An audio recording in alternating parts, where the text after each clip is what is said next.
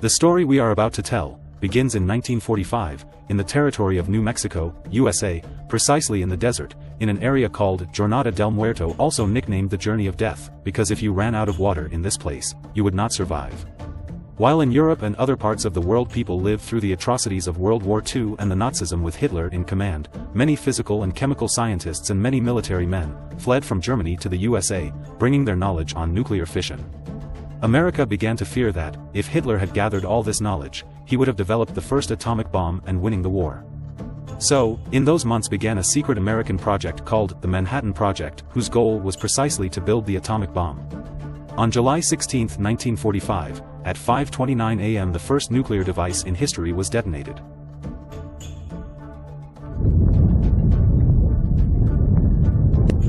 In the dead silence of the morning, at 5:29:45 Mountain War time, the Jornada del Muerto was bathed in an intense flash of a light that man had only seen from the stars.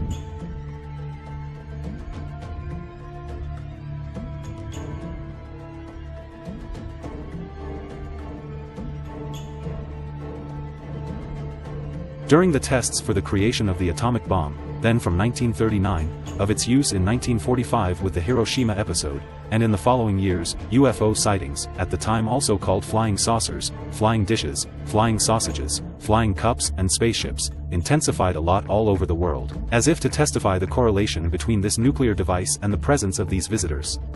The most shocking incident occurred on July 2, 1947, in Roswell, New Mexico, when a UFO crashed to the ground in Chavez County. The story soon became famous, as the first news disclosed by the newspapers hypothesized that the crash of one or more UFOs had occurred which, according to some theories, would be followed by the alleged recovery of the corpses of extraterrestrials by the American military. After the first official denial by the Air Force, the case was essentially forgotten. And this is where the recovery phase of the RAAF, the Roswell Air Base, begins. A military flight nurse, Matilda MacElroy, was assigned to travel to the site with a military intelligence officer. As they approached the crash, military personnel realized that all but one of the aliens aboard were dead. The alien was similar in appearance, but not the same as the other extraterrestrials inside the ship. While trying to give the alien the first attention, Matilda says, "I immediately understood that she was trying to communicate with me, with mental images or telepathic thoughts that he projected directly into my mind. Since no one but me could perceive these messages, I was ordered to accompany the surviving alien to the base." Being the only woman, nurse and unarmed on base, Matilda was assigned as the official communicator and escort of the alien. The girl's task was to communicate, interview him and ask him some questions provided by the military, to find out as much information as possible, and then report to the superiors. Everything happened between July and August 1947. Matilda hid from the military one of the copies of the transcripts of the various interviews and talks that she held with the alien, and after her service, she managed to take away the copies, so when she became very old, she revealed them to the world, thanks to the help of a writer-journalist. Matilda described the alien being of short stature, about 1.20 meters, slender constitution, disproportionate head, respect to the body, 3 fingers on each limb, reduced and non-functioning nose, mouth and ears. Very large eyes with dark lenses, smooth gray skin, assessed, but Matilda perceived a feminine presence. He announced that he has a name, Errol. During the interviews, Matilda was never alone with the alien, there was always military personnel on guard to attend. To better understand what are the topics of the interview that Matilda has faced with the alien, we report below a series of questions and answers. Why did your spaceship crash? She was hit by an atmospheric electrical discharge that caused it to lose control. Why was the spacecraft in this sector? For the study of radioactive explosions.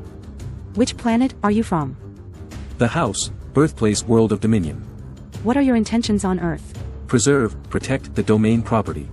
What have you learned about the governments and military installations of the Earth? Poor, little ones, you destroy the planet. Why don't your people manifest their existence to the inhabitants of the Earth? To watch. To observe. No contact. How is the state of development of your civilization? Billions of years. Do you believe in God?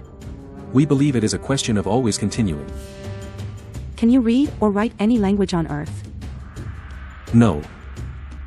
Do you understand numbers and math? Yes, I am an officer, pilot and engineer. How do they understand that we have no intention of harming you? The intentions are clear. We see images and feelings in your mind. To improve the conversation with the woman, the alien was asked to study books in English. The alien learned the language in a few days, and communications with Matilda were clearer and longer. From that moment on, everything changed in the dynamics of conversation between Matilda and the alien. In fact, on the 15th day of Errede's rescue, Matilda was able to communicate effortlessly and fluidly with the extraterrestrial being in English. And here begins the most fascinating part of the story. Errede begins to explain to Matilda the origins of humans and a lot of information about the galaxy and past alien interference. Errede declares that all sentient beings are immortal spirit beings. The ship is piloted by ISBES who use doll bodies, in the same way an actor wears a mask or costume. It is a mechanical tool with which to operate in the physical world. She is all other ISBES in his class, including superiors, inhabit these doll-like organisms when they are in service in space. When not on duty, they leave the body and operate, think, communicate, they travel and exist without the use of a body. Organisms are built of synthetic materials, including a very sensitive electrical nervous system, that each ISB adjusts or refines according to a uniquely compensated electronic wavelength, with the wavelength or frequency emitted by each ISB. Each ISB is capable of creating a unique wave frequency that identifies it, such as a radio frequency signal. This serves, in part, as a fingerprint. The doll's body acts as a radio receiver. Errede claims to be an exploration force officer, pilot and engineer who is part of an operating civilization in space and which defines itself as the domain. This civilization controls a vast number of galaxies, stars, planets, satellites and asteroids in an area that is about a quarter of the entire physical universe. The organization continues its mission of security, control, resources and expansion of the territory of the Dominion. Errede explained that ISBES have been around since before the universe began, defined as immortal, because a spirit is not born, and therefore cannot die, but exists in a perception personally postulated of is, will be. She accurately explained that spirits are not equal to each other. Each of them has a unique, powerful, aware and capable identity. She says that the collection of suns existing in these immediate vicinity of the universe were born in the last one's 200 trillion years. The age of the physical universe is infinitely old, probably its beginning is around 4 quadrillion years. The Domain Exploration Force entered the Milky Way very recently, only about 10,000 years ago. Their first action was to occupy the inner planets of the Old Empire, settling the central government for this galaxy and other adjacent regions. These planets are found in the systems of stars of the Ursa Major constellation. For the next 1,500 years, the Dominion set up bases for its forces along the invasion route leads to the center of this galaxy and beyond. Shortly after the extinction of Homo sapiens, the base was attacked by a remnant of the military forces of Old Empire which, unbeknownst to the Dominion, had a very old underground base, hidden above Mars. The Dominion base was wiped out by a military attack from the Mars base and ISBES from Domain Scout Force captured. After a very extensive and persistent investigation into the loss of its crews, the Dominion found that the Old Empire has operated for millions of years, in this part of the galaxy, on a very broad basis and carefully hidden. Eventually, the ships and forces of the Old Empire and the Dominion faced off openly in the space of the solar system. This battle between the forces of the Old Empire and the Dominion lasted until about AD 1235, when the Dominio destroyed the last ship of the Old Empire in this sector. The Dominion also suffered many losses. The Dominion discovered that a large area of space was controlled by an electronic force field, which controlled all ISBES in this part of the galaxy, including Earth. The electronic screen, still active, it is designed to monitor ISBES and prevent them from leaving the area. If any ISB attempted to penetrate this screen of forces, they would be caught in some sort of electronic network. The captured ISB is undergoing a very severe brainwashing treatment, erases its original memory. Massive electric shocks are used in this process, just like psychiatrists do on Earth with electroshock therapy to erase memory and personality of the patient, and make him more cooperative. On Earth, only a few hundred volts of electricity are used for this therapy. While the electrical voltage used in the Old Empire's operation against ISBES is on the order of millions of volts. This massive trauma erases all ISB's memory. Erasing memory isn't just for a one-body life. All accumulated experiences of an almost infinite past disappear, as well as the identity of the ISB. The shock makes it impossible for the ISB to remember who he is, where he comes from, his knowledge or skills, his memory of the past and the ability to function as a spiritual entity. They are forgotten, becoming a blind and robotic no-entity. After the shock, a series of hypnotic suggestions are used to install false memories and a false time orientation in each ISB post. This includes a post-hypnotic command to return to base when the body dies, so that the same kind of shock and hypnosis can be done again and again, forever. The hypnotic command forces the patient to forget to remember. When the body dies, the ISB leaves it and is held back by the fencing of forces. It is captured and ordered to return to the light. The idea of heaven and life after death are part of the hypnotic imposition, a part of the treatment that makes the whole mechanism work. After the ISB has been shocked and hypnotized to erase the memory of lived lives, he immediately receives the hypnotic command to return to incarnate on Earth, as if he were on a secret mission, and inhabits a new organism. Each ISB is said to have a special purpose on Earth. Of course, it has no purpose to be in a prison, at least for the prisoner. All ISBs declared undesirable are condemned to remain on Earth and classified as untouchable by the old empire.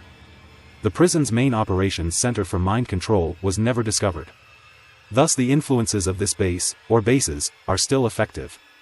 As the space forces of the old empire have been destroyed, the Dominion thinks that it cannot be prevented that other planetary systems in the galaxy, and other neighbors, can bring their untouchables, ISBs, to Earth.